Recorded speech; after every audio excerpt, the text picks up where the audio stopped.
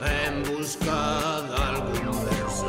Nos libros a imaginación atópase a cachón. No planeta fantasía, a imaginación e a enerxía. No planeta fantasía, a imaginación e a enerxía. No planeta fantasía, a única fonte de enerxía é a imaginación. Unha crise enerxética asola o planeta. O Consello de Sabios Fantásticos decidiu enviar a 4 intrépidos cosmonautas para buscar a imaginación pola galaxia. Sí, buscarémosla, buscarémosla.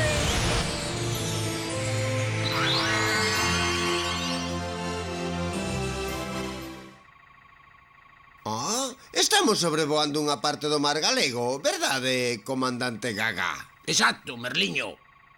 É extraño. Por que extraño? Outras veces que temos sobrevoado o mar era moi fermoso, pero hoxe...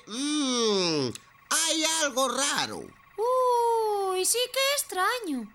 Creo que estaría ben baixar a botar un vistazo. Non sei que poderá acontecer aí abaixo. Paréceme moi boa idea. Preparémonos para unha nova expedición. Fioncho, prepara a nave para un aterraxe flotante. Agora mesmo. Pencas, prepara a lancha de superficies líquidas. Como un rayo, comandante. Fioncho, podemos parar neste punto. Está todo moi porco, case non hai sitio onde pousar a nave. Ten coidado, non vai o lixo afectar aos circuitos da nave. A lancha está lista. Poñamos os traxes e imos alá. ¡Qué mágoa! Pero como pode ser que estea todo tan porco? É increíble. Desapareceu a cor do mar. É negro. ¡Qué bonito que é o mar! Pero como? Non entendo. Todo cheo de lixo. É triste, pero hai xente que tira as cousas ao mar. Neste país hai xente que fai iso. Neste e noutros do planeta Terra. Recoiro co pó de estrelas. Os humanos ás veces fan cousas ben raras, Non entendo. Como nun país con tanta imaginación poden permitir que acontezan estas cousas? A verdade, eu tampouco entendo como lendo libros tan bonitos se poden tirar as cousas ao mar. Vencas, a xente que lê libros non fai isto. Entón, aquí hai xente que non lê libros. Sí.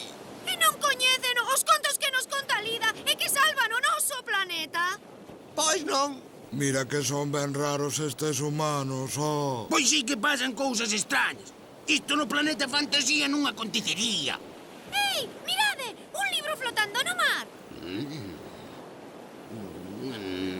Non acabo de entender como poden tirar os libros. Para nós son importantes. Axúdanos a salvar o planeta fantasía.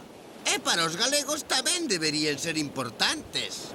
Perden de coñecer historias moi interesantes. E personaxes. e lugares.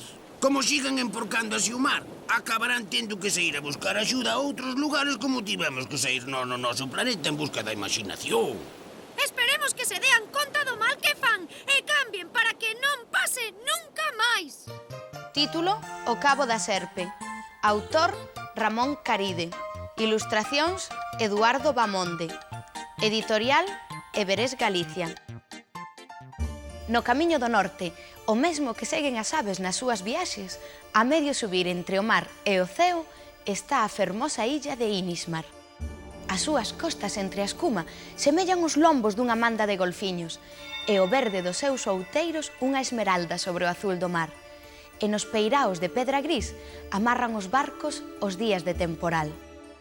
En Inismar non hai moitos nenos, pero de todos eles, a máis espelida é unha nena que se chama Elxira. Elxira ten os ollos claros como un día de verán sen nubes.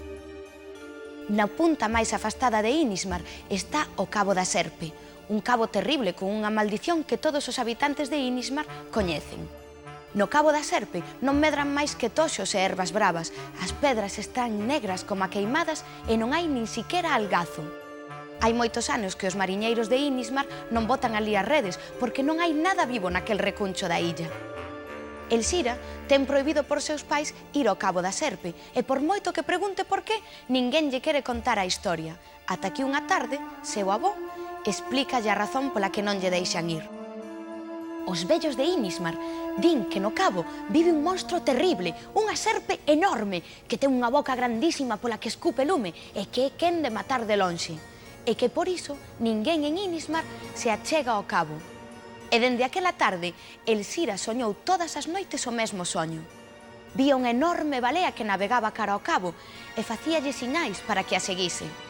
E todas as noites que Elxira soñou iso, seu pai volveu a casa ca redes baleiras.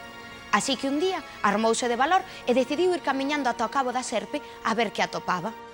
E botou a andar e andando, e a según se ia chegando ao lugar, un olor fortísimo como de podremia facía o aire moito máis pesado. E desaparecían as plantas e os animais e non había nin siquiera algazos no mar. Cando xa estaba chegando, de súpeto, escoitou un ruido tremendo detrás súa e quedou paralizada do medo, porque tiña a sensación de que notaba o calor da serpe xusto detrás das súas costas. E así, con medo, caeu ao chan sin sentido. E mentras estaba no chan, soñou que unha enorme serpe a rodeaba e que lle falaba ao oído moi baixiño.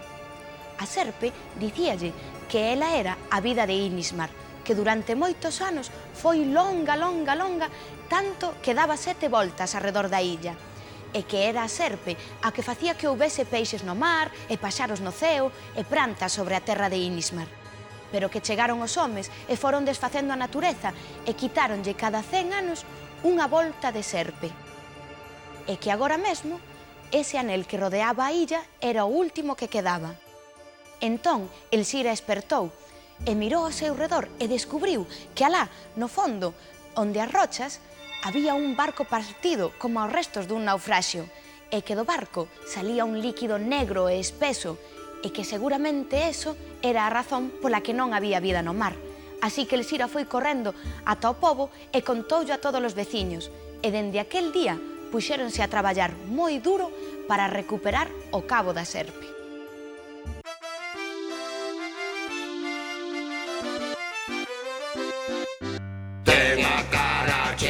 Pencas, a nave espacial trae alegría, todos lle chamamos pencas, está a xogar todo o día. Pola galaxia gústame navegar, para a imaginación poder atopar a Piuncho pa hacerlle trasnadas, para rir logo das súas parvadas. Ten a cara chea de pencas, a nave espacial trae alegría, todos lle chamamos pencas, está a xogar